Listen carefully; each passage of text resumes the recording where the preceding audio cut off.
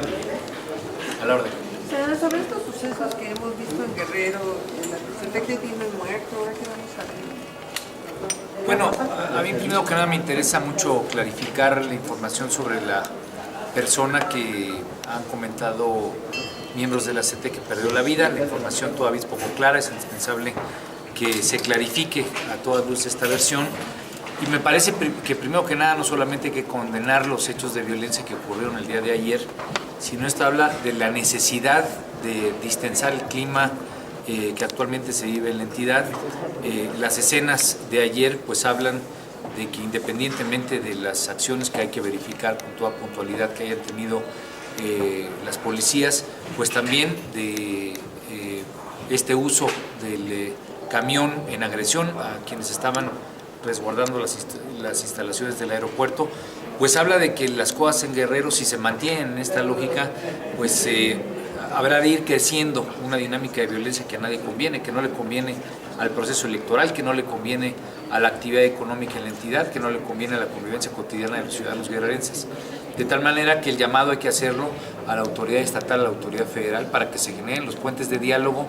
Respecto al tema específicamente magisterial, me parece que ha quedado en evidencia, por lo menos con la presencia de la CETEG, la presencia del SUSPEC, los dos son sindicatos de maestros, que es indispensable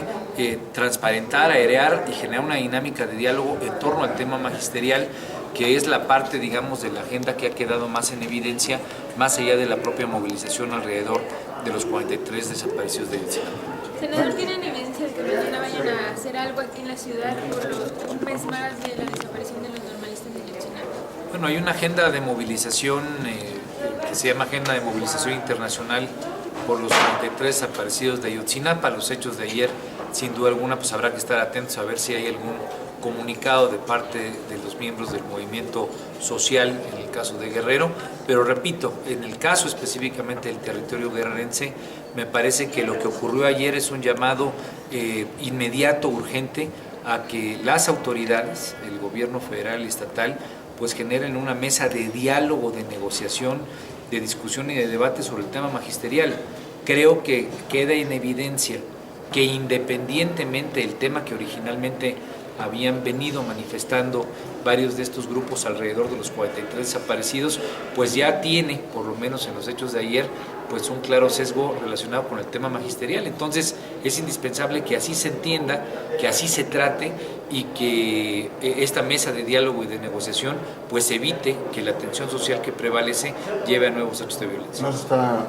abonando en pro de que no haya comicios como lo han exigido ellos mismos?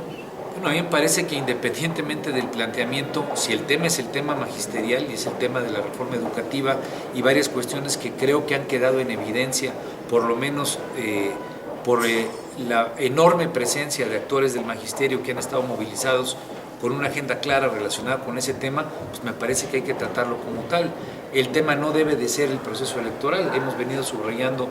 muchos sectores de la sociedad guerrerense, las encuestas sí lo demuestran, que queremos que haya elección, que queremos que el 7 de junio se celebren comicios, que pueda la gente salir a votar, que lo haga en paz, que defina con toda claridad quiénes deben de ser sus autoridades, y me parece que en esa lógica y en esa claridad hay que tratar también y definir una mesa de diálogo y de negociación lo más amplio, lo más transparente posible sobre el tema magisterial.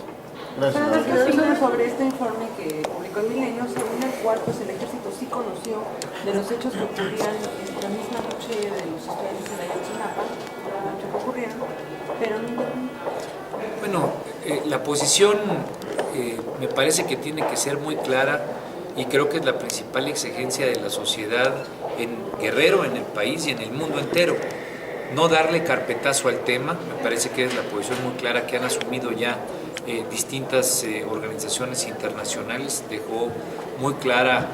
su intención el gobierno de querer dar carpetazo y los propios padres de familia, miembros de la sociedad internacional, señalando que no se le puede dar carpetazo a un tema en el cual la verdad jurídica que ha querido dar el procurador todavía no satisface de manera plena a las víctimas, no satisface de manera plena a la sociedad y no satisface de manera plena al sistema internacional de derechos humanos. En ese sentido, lo que exigimos es verdad, verdad plena, verdad amplia. Y si es que estas informaciones las tomamos como parte de esa necesidad de verdad histórica, pues hay que ir a las últimas consecuencias. No podemos permitir que se dé carpetazo a la materia. Se necesita saber qué omisiones, qué decisiones se tomaron por parte de autoridades federales, por parte de autoridades estatales, e incluso no solamente el 26 y el 27 de septiembre, sino cuáles fueron los hechos que precedían y que generaron el tejido social, el tejido institucional que posibilitó un hecho tan lamentable y tan indignante como el de la desaparición de los 43 jóvenes. Hasta que eso no se sepa, entonces no podremos pensar en el carpetazo que está pretendiendo el gobierno federal. ¿Podría haber alguna delito de omisión? Porque ahora los partes militares confirman que pues en ese momento en que estaban ocurriendo los hechos, pues conocieron de lo que sucedía. ¿No se dio esta intervención? A mí me parece que necesitamos en toda la dimensión saber la verdad para poder exigir la justicia que se tiene que tener. Y en ese sentido, esa tiene que ser la obligación del Estado mexicano en su conjunto, de las autoridades estatales, en este momento la autoridad federal, porque si no se van a ver rebasados y va a terminar siendo o la Comisión Interamericana de Derechos Humanos o las propias organismos internacionales los cuales van a acabar definiendo con esta información que va saliendo conforme van pasando los días, conforme van pasando los meses, la que va a terminar definiendo, identificando cuál fue la verdad, digamos, histórica y cuál tiene que ser la realidad jurídica y la justicia que se tiene que aplicar. Hay que apostarle a eso y el gobierno federal me parece que en lugar de estarlo omitiendo, ignorándolo, tendría que ser el principal actor encabezando esta búsqueda de la verdad para alcanzar la justicia en favor de las víctimas y obviamente para evitar que estos hechos se vuelvan a repetir. Senador, otro tema, esta iniciativa que ayer envió el presidente. Desconozco la iniciativa, habrá que revisarla, cuáles son sus búsquedas, sus contenidos. Hay principios de soberanía nacional que a todas luces no pueden violentarse y me parece que bajo ese principio y bajo esa lógica habrá que tener una posición muy clara desde el Senado en el que se respete la soberanía nacional. La ley de armas señala en esta propuesta que hay un nuevo artículo, el 28 y el 28 bis, en donde concretamente, para decirlo en flamenco, los guaruras extranjeros que vengan con jefes de Estado y de gobierno o ministros importantes van a poder estar armados e incluso con un permiso especial arriba de 40 milímetros en sus armas. Repito, con el ánimo y el interés de revisarla con mucho mayor profundidad, permitir que alguien ande armado siendo de otro país en territorio mexicano suena a una violación flagrante de la soberanía territorial, de tal manera que me parece que es un despropósito si no hemos logrado tener claridad en el resguardo de cómo se utilizan las armas, cómo se manejan las mismas respecto a los propios mexicanos, pues podérselo permitir a los extranjeros. Gracias.